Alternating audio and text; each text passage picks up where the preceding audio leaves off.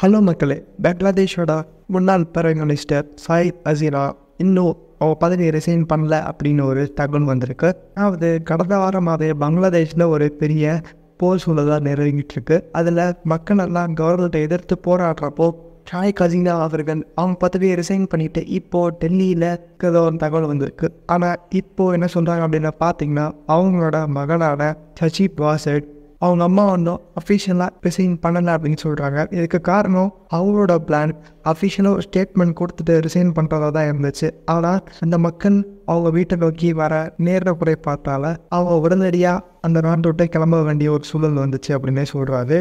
So இதை பயன்படுத்தி அந்த நாட்டோட ஆப்போசிஷன் பார்ட்டி அந்த கவர்மெண்ட்டை டேக் ஓவர் பண்ணாலும் இதை கோர்ட்டில் சேலஞ்ச் பண்ண முடியும் அப்படின்னே சொல்கிறாரு.